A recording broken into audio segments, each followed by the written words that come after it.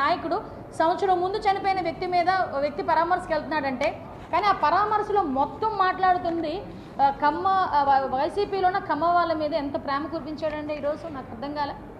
అరే ఆ రోజు మరి ఎంతమందిని నువ్వు జైల్లో పెట్టించావు? దూల్పాల్ నరేంద్ర గారు, దేవినేని ఉమామహేశ్వరరావు గారు, ఇలాంటి వాళ్ళని చూసుకుంటే ఎంతమంది మీద కక్ష సాధించావు? ఆఖరికి అమరావతిని కమరావతి అని చెప్పి మాట్లాడించావు కదా ఆ రోజు. అమరావతి రాజధానికి అమరావతి అని మాట్లాడించావు కదా. ఈరోజు అవన్నీ మర్చిపోయి ఇష్టానుసారంగా గల్లా జయదేవ్ గారు, దూల్పాల్ నరేంద్ర గారు, కోడ్ల శివప్రసాద్ గారు ఆత్మహత్య చేసుకోవడం గల కారణాలు ఏంటి? ఇవన్నీ నువ్వు మర్చిపోయావేమో, కానీ మేమెవరూ మర్చిపోలేదు, రాష్ట్ర ప్రజలు కూడా మర్చిపోలేదు కదా.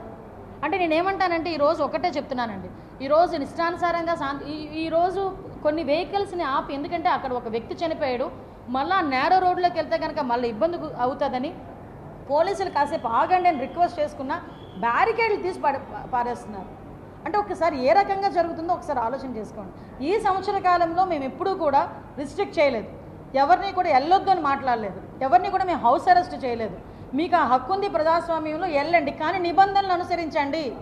నిబంధనలు అనుసరించకపోతే కనుక చట్టపరమైన చర్యలు తీసుకోవాల్సి వస్తుంది అని డిపార్ట్మెంట్ నుంచి వాళ్ళకి నోటీసులు వెళ్ళినా కూడా